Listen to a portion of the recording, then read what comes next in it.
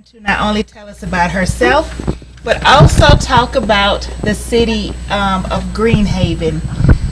Welcome, Thank Dr. you. Rice. It's an honor to be here. Thank you for inviting me. Thanks for coming. I want to start off by talking about your background. I understand that you're from New York. Originally, you went to Harvard undergrad and got a degree in government. How did you end up in Atlanta? Well, I do say that I'm from New York, but I was born in Japan, Tachikawa, Tokyo, Japan. My father was in the Air Force, and in those days, families traveled with the servicemen. So we traveled to a lot of different places, and I was born in Japan. He retired in New York, so we spent time there, and that's why I consider that my home, probably the longest place I've been. Okay. So I was living in New York for a long time, and I had a daughter. My daughter was turning, I guess, around 10, 11, or 12, and I lived in the city, and the city has everything possible in it, in full view, everything. And I just thought I'd like for her to kind of have a different environment. And so I began to look around in the United States as to where to live, and I came up with 3 places. I came up with Raleigh, North Carolina, Oakland, California, and Atlanta, Georgia. I wanted to be in a place where there would be significant numbers of black folk. I wanted it to be warm. Okay. And I wanted it to be somewhat progressive. Okay. So the first place I traveled to was Atlanta, Georgia. I didn't have to travel to the other places. It just hit my heart, and I said, this is where I want to be. Okay, I'm a native, and I haven't left. Circumstances may change, but as of now, I've been here forever. That's right. So you do have a degree in government. Is that what propelled your interest into politics?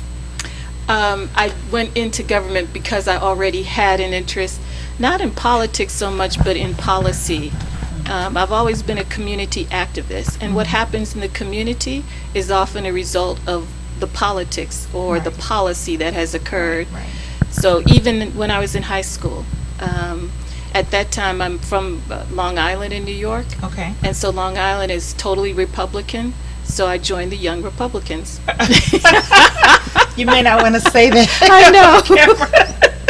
But so that's all there was. How did you switch from being a Republican to a Democrat? I wasn't a Republican. Okay. Yeah, I wasn't a Republican. Okay. But that's the only club that was available that you could be active in the community. Okay. And so, yeah, that's what I joined. Okay, and you also have a degree, or you have degrees, I should say, from Georgia Tech as well as Georgia State. Yeah, I got my undergrad in Harvard, and at that time I said I wasn't going to go back to school.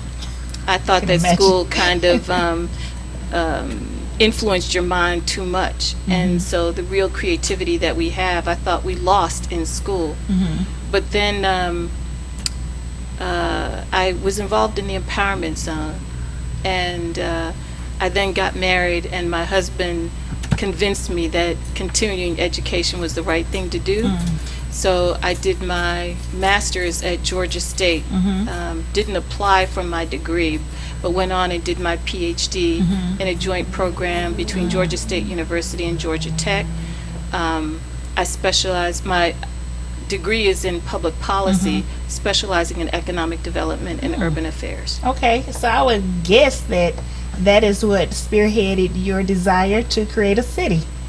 Well, so while I was doing my schooling, Sandy Springs was forming. Okay. And here I am doing my schooling in Atlanta, and on one side you heard that Sandy Springs, which is predominantly white, that this was a racial issue. And then on the other hand, I heard that no, this is about taxes, and this is about controlling our land and land use and land growth. I didn't know which one to believe. Maybe both were true, maybe neither was true, I didn't know. So I took it up as a research interest, and then there was another colleague of mine, and the two of us took it up and spent the next 8 years studying municipal incorporation. Okay. And wrote a couple of journal articles on it. Okay. Well, now I will admit that initially I was very much against cityhood. And I think a lot of that had to do with my not understanding the importance of it. So I take it that you have always been in favor of incorporating what is known as South DeKalb. No. Okay. As a matter of fact, I was anti-cityhood Okay. when I started. Okay. Generally, in a lot of places, taxes go along with cityhood, and I don't still believe in higher taxes. Right. Keeping taxes at as low as you possibly can, what you call fiscally conservative, is what I believe. Okay. So taxes don't always accompany it, but there was no reason for me to want it. And then I saw Dunwoody incorporate. I think that was somewhat problematic because when Dunwoody incorporated, they took a very significant commercial section with them, which was Perimeter Mall. Okay. Perimeter Mall had received investments from DeKalb County as a whole. So my tax dollars in the South had gone to making Perimeter Mall what it was. So for them to take that as part of their territory, I thought was unfair. Okay. That happened. It went through. Now that's life. Right. Brookhaven formed. That was fine. It wasn't until Avondale began to annex some commercial property that I then said, ooh, wait a minute. Right.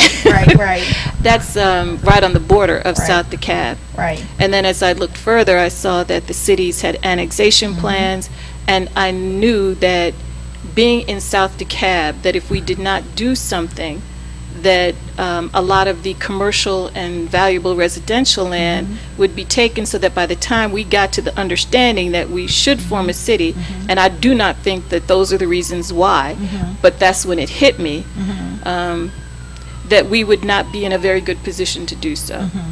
So it was at that point that I began to advocate for cityhood. Okay. What are the advantages of becoming a city? I know there are a lot of people who want things to stay the same. They don't see the need for a city. They're happy with the way things are. What would you tell someone who is adamantly against incorporating South DeKalb or bringing about the city of Greenhaven? You know what, Rita? I don't think there's a lot of people who want to see things stay the way they are. I don't. Up in the North, most of the North has either incorporated or has voted on incorporation, and are getting ready to put forth a bid again. Okay. In the South, I don't think a lot of people are satisfied with the way things are. That's why I question people's decision to not be supportive of cityhood. I think people would like to see their streets be more clean. I think they'd like to see the medians be touched up, the curbs bumped, and the grass mowed more often or maintained.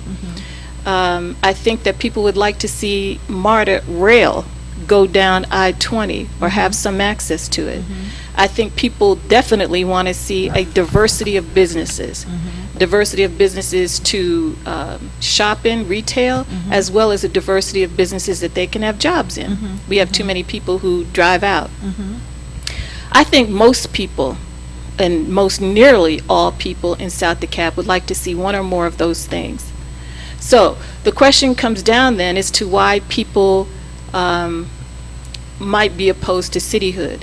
Let me say first that the reason for advocating for cityhood is not a reaction to anything that's going on. Okay. It is a proactive effort to get all the things that we just talked about. Right. But the primary thing is economic development. Right. And it's our belief that economic development will lead to all of those other things, because economic development is about attracting investment, attracting wealth into an area. Okay. And when investment and wealth come into an area, that's usually through businesses. Right. It's usually through the creation of different things, and those bring extra revenue to an area.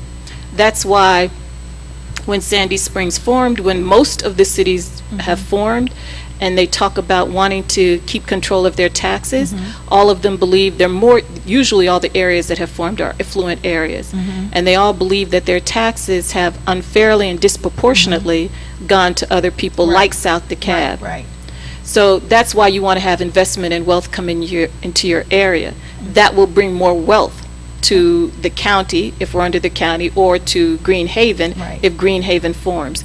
And with that wealth, you can then pay for more police. You Right. can pay for somebody to pick up that trash. Right. You can pay for somebody to mow that median. Right. You can pay to have influence to Right. have MARTA come down I-20. Okay. So our primary objective is economic development. Okay, speaking of economic development, and then I want to go back to MARTA as well, but what type of industry or businesses will Greenhaven bring to that area? That's a good question.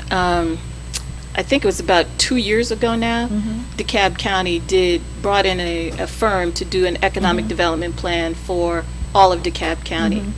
That plan is not being implemented. There's some good stuff in that plan, but here are 3 ways that I guess traditionally you look at economic development. First, you want to see what you're already strong in. For South DeKalb, one of the things we're strong in is logistics. So you want to do research and find out what industries are strong, and you want to support those industries. Second, you want to find out industries that you can leverage. So what industries may be strong nearby or around you? So in Atlanta, one of the strongest industries, if not the strongest, is entertainment. You have Tyler Perry that's come in. You've Right. got entertainment movies that are Me, coming in. Hopefully. Hello, hello. Right, right. Gotta get a plug in. Right, exactly. Okay. Well, that's exactly it. That's Okay. right. You're an example. Right. And so when industries come in strong in areas around you, then you want to take advantage of those because, see, Atlanta is getting more and more expensive. So they're Yes, it looking for is. cheaper places Can't to move go. back home. And when you look at the entertainment industry Right. in Atlanta, a lot of it is black. So you have your rappers that have come in. You've got Tyler Perry that's come in. That his films are often black. So here's a black area right next to it that can take advantage of it. Okay. So that's the second area of economic development you want to look at. Okay. Third area is what do you see as potential growth areas for you? So the name Greenhaven, Right. unlike what some have said,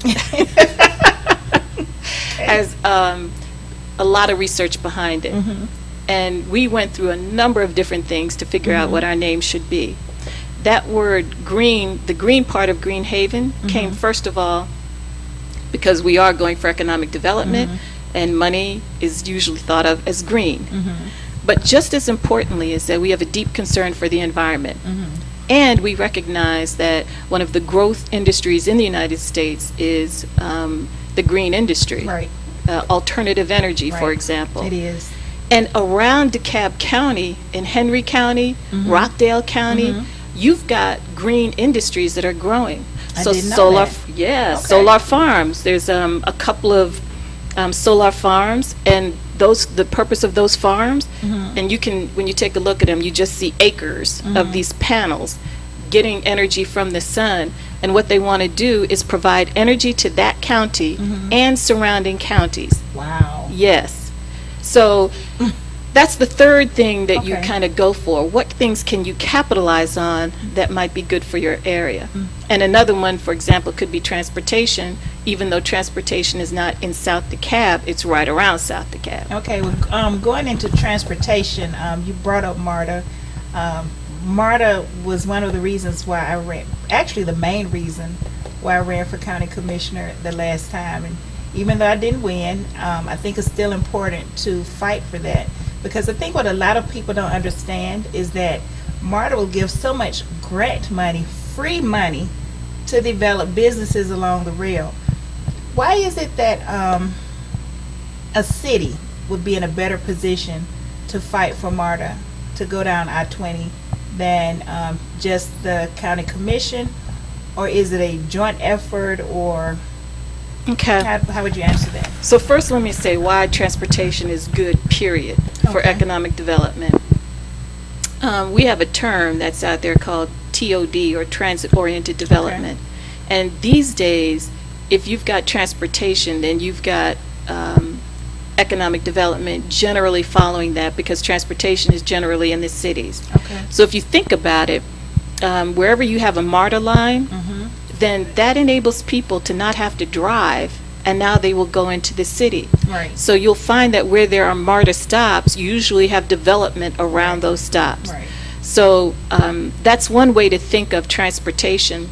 Another is if you look at the Beltline in the city of Atlanta, it is just a rail line that circles the city of Atlanta. That's it. But what it does is it connects all parts of Atlanta one to another. Right. And what is important about that is that it enables people to do what they call live, work, play. Now you don't have to spend money and time and energy on being in your car. You can get on that rail line. You can get entertainment. You can get food. You can get a job. And you can get to your friend who may be on the other side of town at a reasonable price at a quick rate. So transportation and economic development go hand in hand. Right. Now, why would it be better for a city to have transportation or to do it under a city rather than under a county? Right. The thing about South DeKalb, and we haven't really described Greenhaven or South DeKalb, so I'd like to get to that. But South DeKalb compared to North DeKalb, just like South Fulton compared to North Fulton, there's a disparity between the northern part versus the southern part.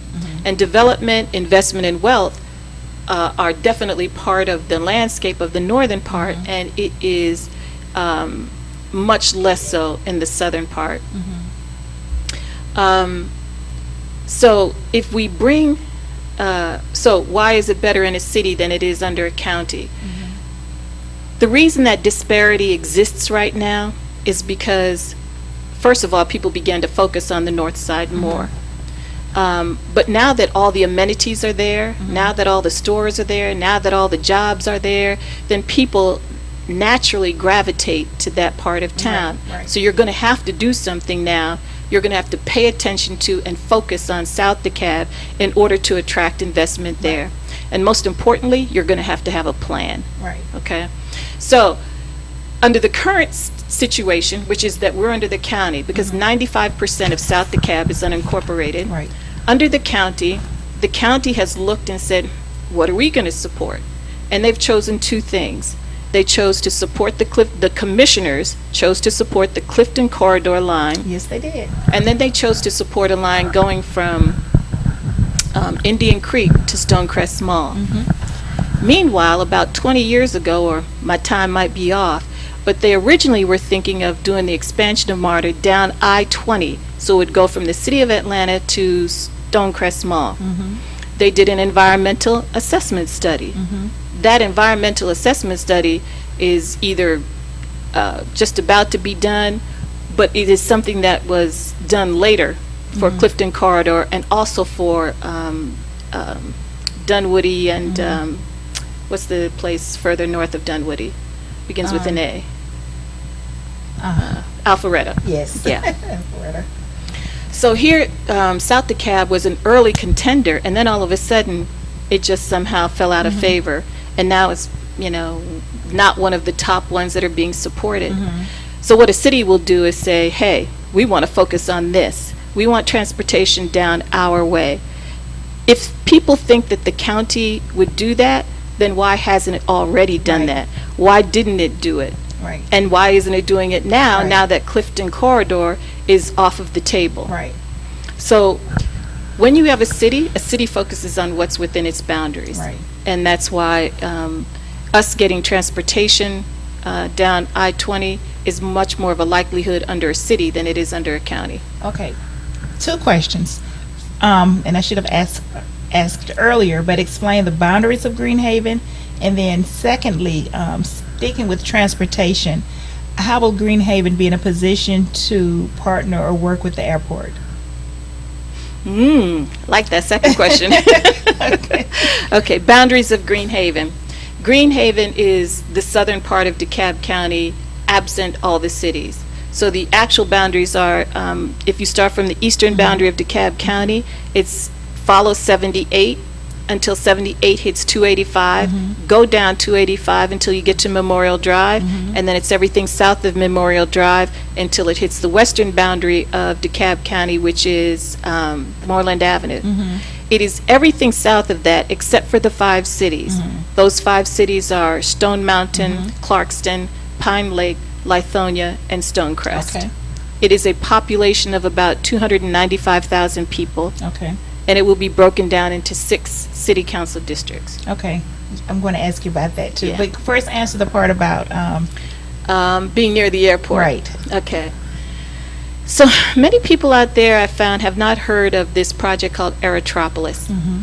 What Eritrepolis is probably the biggest economic development project going on in Atlanta right now. Mm-hmm. We always knew that we had the busiest airport in the world. Mm-hmm.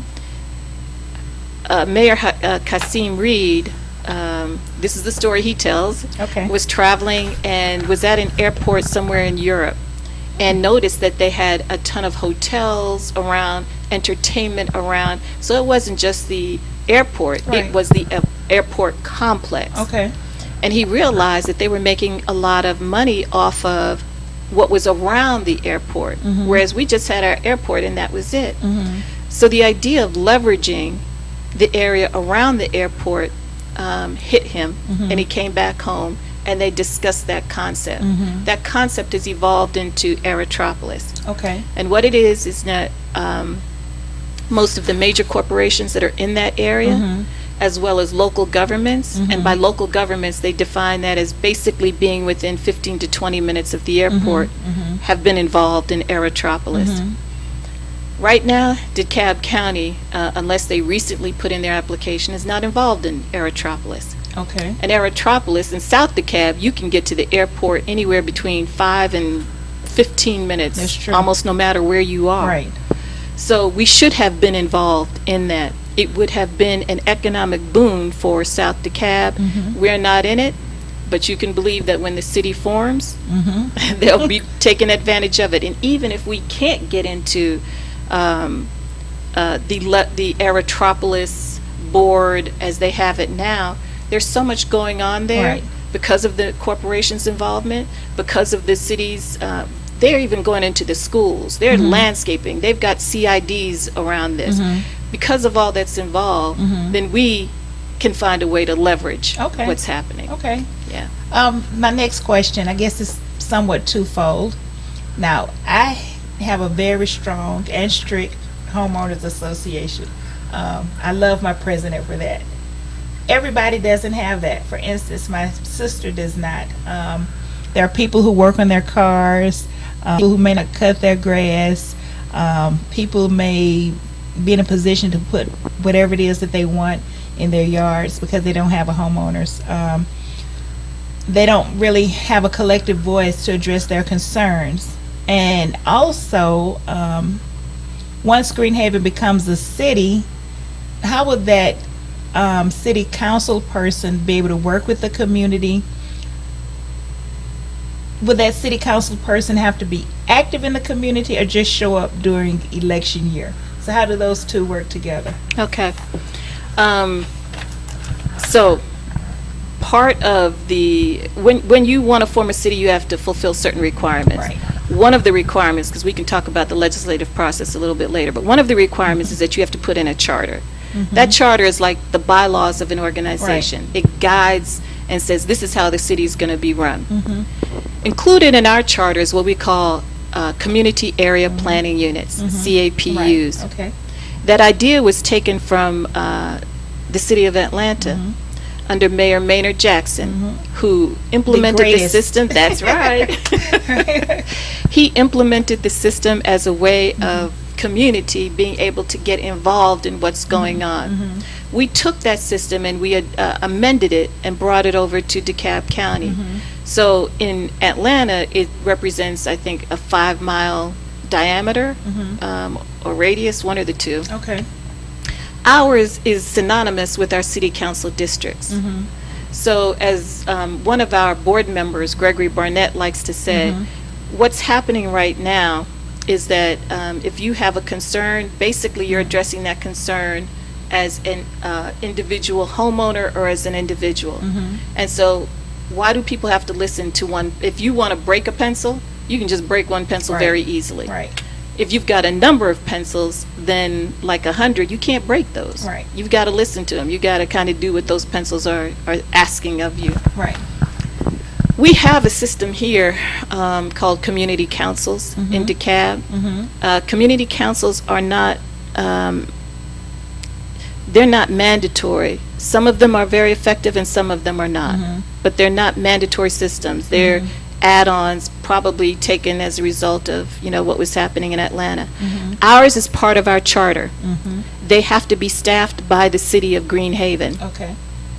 And when you have those, and I've been involved in NPUs, they bring up a ton of different areas of interest. So they're not relegated to just planning and zoning. You can bring up education. You can bring up water and sewer and all those kind of things at your NPU. Okay.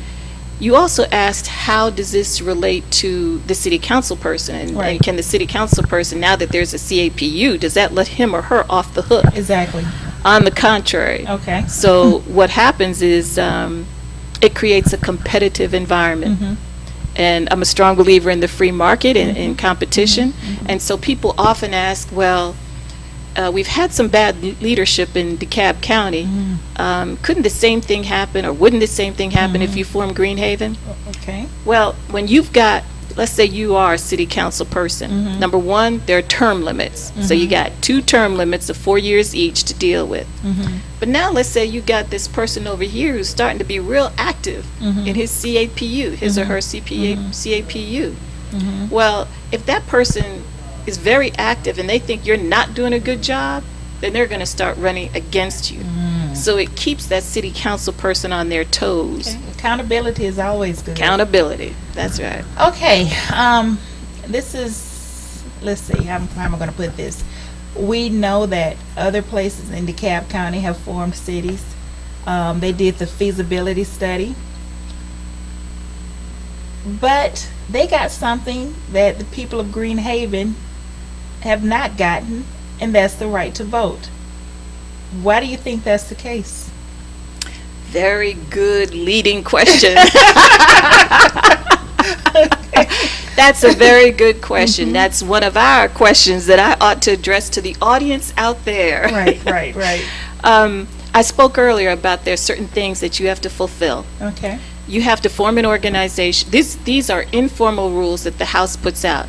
But if you don't fill these roles, then you will not be considered. So you have to form an organization of people that are saying we want this city and who will be responsible for promoting it. You have to do a feasibility study. You have to choose your boundaries. You have to draw a map and submit that map. And you have to do a charter, and you have to find somebody to sponsor your bill. Those are all requirements for you to be able to introduce a bill into the House. Now, the purpose of the Assembly is to do due diligence, to make sure that you have fulfilled those roles. Okay. They want to make sure that when you create a city, it will be viable. So one of the things we had to do was to do a feasibility study. We did our feasibility study with the same entity everyone else is using, which is the University of Georgia Carl Vinson Institute. And in our feasibility study, we found that we would have expenses of about 18 million, revenue of about 45 million, which leaves us with excess revenue of about 27 million. I'm rounding off the numbers. Wow, that's a lot.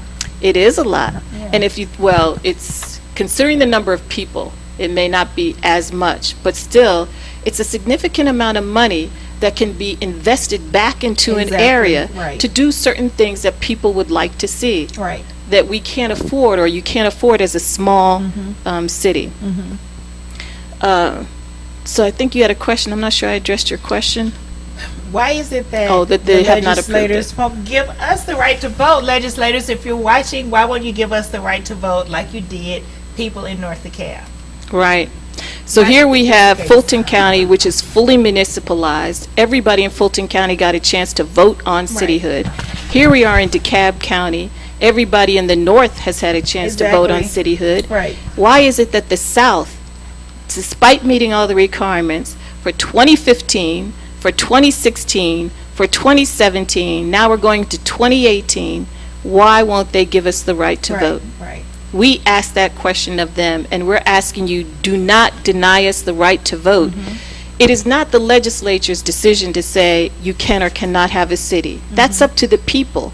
So we're being robbed of our democratic right to determine our future, which is what all these other, places have said. Right. And we ask of our state legislators to stand up and be a champion for us to have the right that so many of our ancestors have fought for hundreds of years. Right. Give us the right to vote. If it's not something people don't want, they'll vote it down. Right. And if they want it, they'll vote it up. But at least we'll have had the opportunity to vote on our future. Right.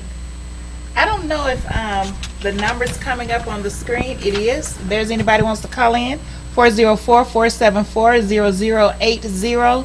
I hear my Facebook beeping. I don't know if people are commenting. I'm sorry, I can't comment. But if you would like to call in to ask any questions of Dr. Rice, please do that. Okay, you have started various organizations in support of what I call the Greenhood Cityhood Initiative. Would you speak on those, please? Yeah. Let me first give an up to my homeowners association, Hidden Hills Civic Okay. Association. I was president for 4 years. Oh, wow. That's really kind of my start off into the civic world. Okay. And then I am passionate about economic development. So in 2013, I offered economic development classes to all of DeKalb County residents for free. Wow. And at the end of it, took residents down to the Georgia Power Resource Center, Okay. which is a phenomenal place. Okay. After that, in 2014, I started, along with some other folk, the South DeKalb Improvement Association. And the purpose of that was to help improve the economic viability of South DeKalb. And we did that by breaking down into 5 committees. Those committees are economic development, housing, safety, education, and code enforcement, because all of those areas affect economic development. And some absolutely wonderful things and wonderful people have happened in each of those areas in South DeKalb and still going on strong, so kudos to them. Then we started the Concerned Citizens for Cityhood of South DeKalb in 2014. Okay. And that was to start cityhood, because after all the research that I've done, a lot of cities are started for the reason of economic development. And actually, as I looked at it, South DeKalb should have been one of the very first places to apply for cityhood for the reason of economic development. Okay. Actually, there was the former CEO tried to do that. That's Initially, right. Vernon Jones Vernon tried to do Jones. that. He tried to make all of DeKalb a city to keep Dunwoody from breaking away, and then after that happened, he tried to get the remainder of South DeKalb to incorporate, and for whatever reason, He was a man officials- ahead of his time. I Okay. think we almost were ahead of our time, because Okay. back in 2014, nobody thought it was a good idea. Okay. Yeah, so kudos to Vernon Jones. Let me ask you this. Not to be negative, but what's the downside if we don't, or I should say, if South DeKalb does not incorporate? The downside is that, well, I'm going to say nothing changes, but that's not actually correct either. Okay. There's an example I give, and I'll use it with a calculator. Okay. Yeah. So people are very familiar with calculators. When I was growing up, and this shows my age, back in the day, we used to use what we call a slide rule. Okay. I know what they are, though. I know what they are. Okay. There are 2 rulers that are kind of Right. stuck together, but you can slide one on the other. See, that's why you went to Georgia Tech. Okay. That's how we used to do long Right. math. If you Okay. want to do 5,933 times, 2,000, whatever, you got to use a slide rule. Okay. If you want to do it quicker than doing it by longhand. Right. So the calculator came out. And I remember when the calculator came out, and the early calculators were big, and they were like I remember $400. those. Yeah, Yes. I remember People Texas were like, Instruments. whoa, Yeah. calculator. Yeah. Right. Innovation, technology. Right. And if you think about it over time, now today we can get a calculator for free. It's part of the gift bag that you get when you go into an On event. your phone. On your phone, that's right, for free. Right. So what that represents is progress. It represents change and improvement and innovation over time. that is pretty much life. We're always changing, we're always growing. And it's my personal belief that God created us to be that way, to express ourselves, to express Him in us. So when we stay with the county and we don't make the change that we should be making or that is within us to make, one could say we're standing still, but we're not really standing still, because while you're standing still, other people are innovating, are being creative. An example of this is if you look in Atlanta right now, there's so many things you'll see that you don't see in South DeKalb. You don't see the bicycles for rent. You don't see the little scooters and the golf things that people are using. You don't see the streetcar. You don't even see the basic things that everyone has, like a stadium or a center for people to come to. We are standing still. That's what you'll get under the county, because I don't see anything in the pipeline that's changing that. So for those of you, I understand, number one, that people are somewhat adverse to change. Change is risky, and you don't know what's on the other side of that door. Good. But you can't lose in this. I don't think DeKalb is South DeKalb is a terrible place. I think it's beautiful. I love it. But it is not keeping up, and it's falling behind. There should be things for our kids that you're looking out for that our kids won't be able to compete with if we're not going to do the things that are going to allow them to compete, to understand the world in which they're living. That's a responsibility we bear, so we should be taking those steps that will keep us within what's happening in the world. One of the arguments is it's too big. I know it's second to City of Atlanta. Is it too big? Oh, in my opinion, no. If you look at the cities of the world, first of all, there's a ton of larger cities. But no, I just think that that the cities that have formed thus far have been around the 50 or 60,000, because those people want something different from their cities. We want economic development. We're one of the very first areas to say that the reason we're forming a city is for economic development. So they're forming it for them. You got to be true to yourself, one. Two is that the reason we formed a large city was not just because we wanted to be large, but because we are tax conscious. And the way that you keep your taxes down is if you can spread your expenses over a larger area, what they call economies of scale. So when you look at the other cities, Stone Mountain, Clarkston, Lithonia, and Pine Lake, you will find that their tax base, based off their millage rate, is much higher than it is anywhere in DeKalb County. And the reason for that is because they're small and they don't have a significant commercial base. We don't have a significant commercial base. Therefore, in order to compensate for that, because it's going to be residents that are paying a lot of these taxes, then let's spread that out over a larger number of people. So it is to our favor, and don't let anyone else tell you otherwise. It is to our favor to have a larger city if your aim is to keep taxes down, and that is clearly a very, very important aim for us. There's a SPLOST vote coming up soon, and if the SPLOST passes, what happens to unincorporated DeKalb? Who gets the goods first, if you will? So yes, we're about to vote on a SPLOST tax, and the primary aim of that SPLOST tax is infrastructure stuff. So the way it's worked out now, based upon the new laws that have passed, the cities are about to get 40% of that SPLOST, and the county will get 60%. That's based on a per capita basis. The cities will spend their money only within each city. So whatever amount that city gets, whatever the boundaries of that cities are, it will only go within those boundaries.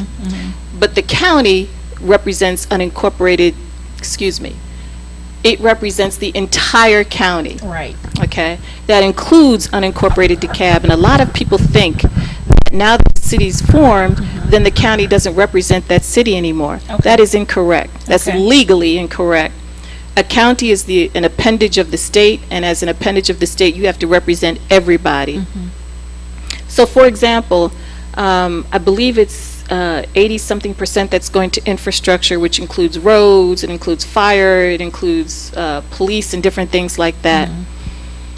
For and I'm part of unincorporated DeKalb. This is another reason why I'd like to be part of a city. I know that the money for the city is only going within the city, but the money that the 60% that's going to the county, if the county has a road within a city, then it has to service that road.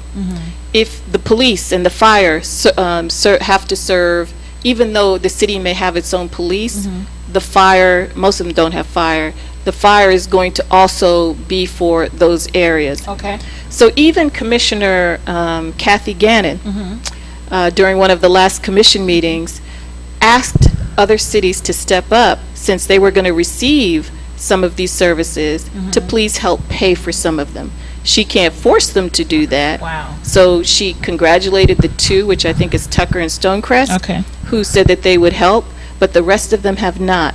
So as an unincorporated person, you have what I like to call half of a person, because voting on you is also the commissioners from the other districts that are not in your geographical area. But a person in a city has two sources of representation. They've got their city council person and mayor who's looking out strictly for that city interests, and they've got the commissioners of their area also looking out for their interests. And that's why you get approval of a Clifton corridor line, but no approval of an I-20 corridor line. Yeah. That's important. Well, going back to the possibility of the legislators not giving us the right to vote, is it possible for the current cities to take away more from unincorporated DeKalb It is. and to cause a further burden on unincorporated DeKalb? And the way you put that was actually well put. The process that my host, Ms. Robinson, is talking about is annexation. And so there are still annexation efforts going on. So I don't know if each of the cities still has one, but of the 5 cities, at least 2 have definite plans, and I think 3 of them have plans.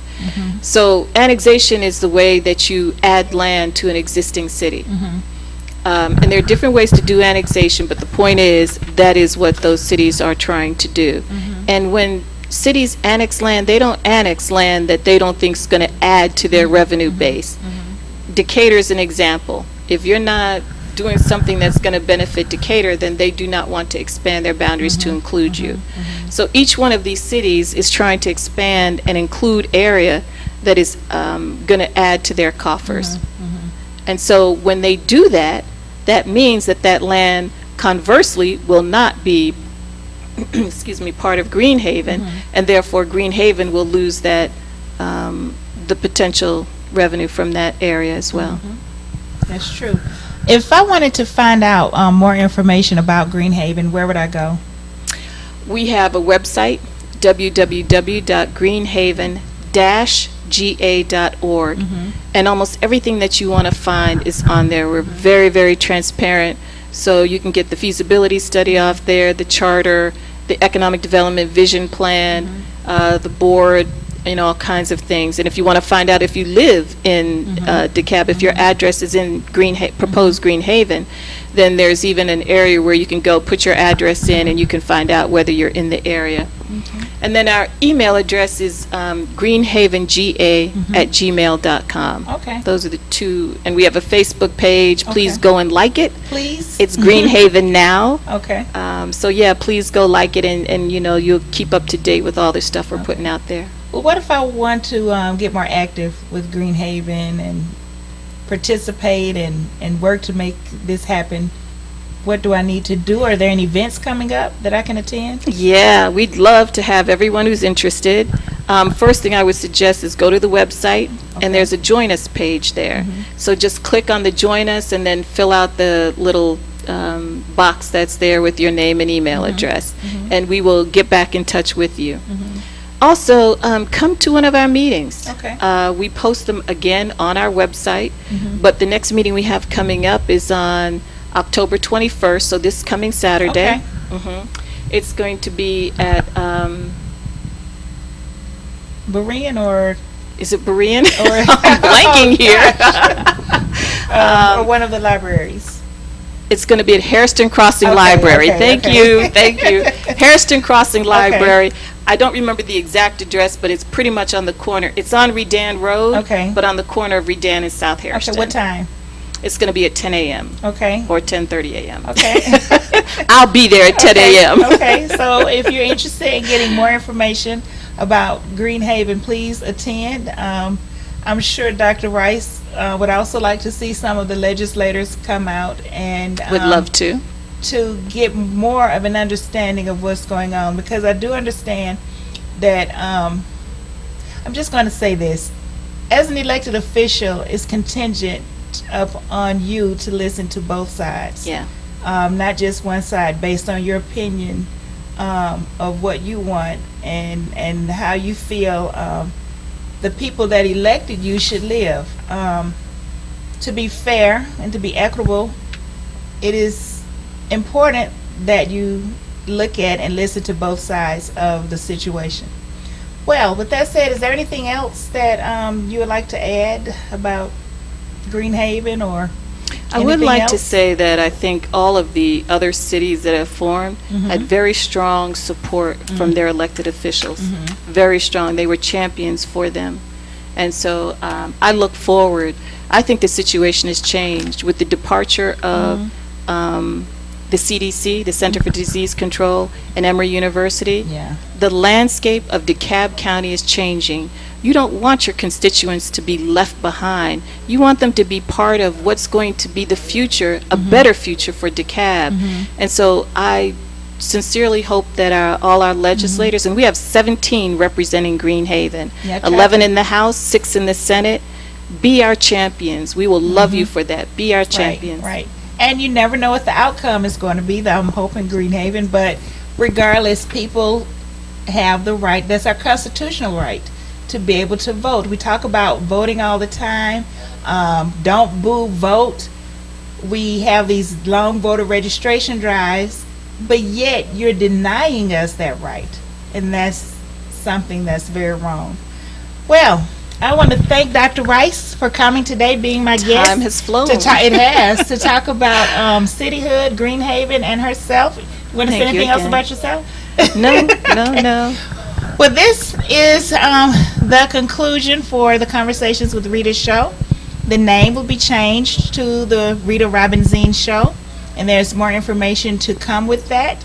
But this has been a Fanciful Films Entertainment Company production, and I'm wishing you all to have a wonderful evening, and thank you. Thank you. Thank you. You're welcome. Can I talk?